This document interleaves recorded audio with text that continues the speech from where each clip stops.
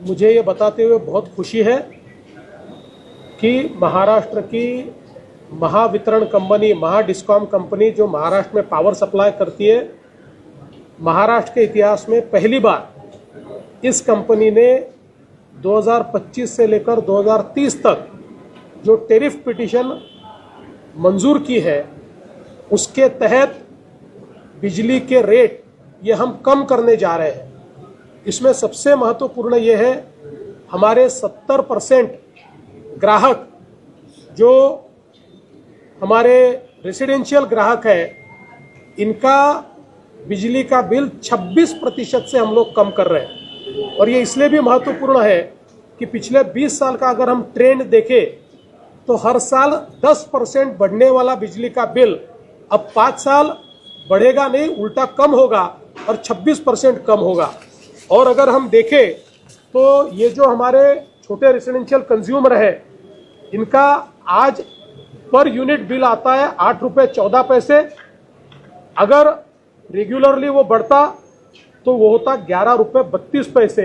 लेकिन अब 5 सालों में 8 रुपये 14 पैसे की जगह इनको 6 रुपया ही बिल आएगा। 26% इनका बिल कम हो रहा है।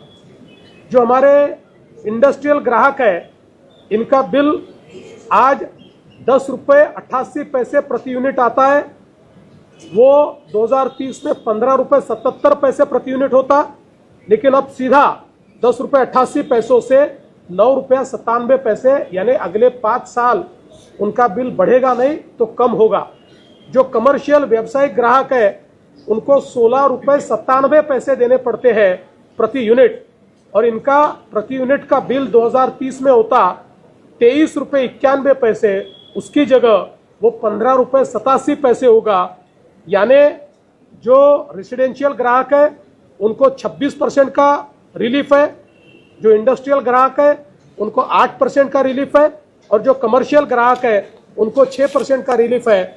और इसके साथ साथ डेटा सेंटर, इसको भी हमने एक इंसेंटिव की स्कीम तैयार की है, जिसके तहत वो सारे इंसेंटिव अगर अवेल करते हैं तो मात्र 6 रुपये 60 पैसे में डेटा सेंटर को बिजली मिलेगी।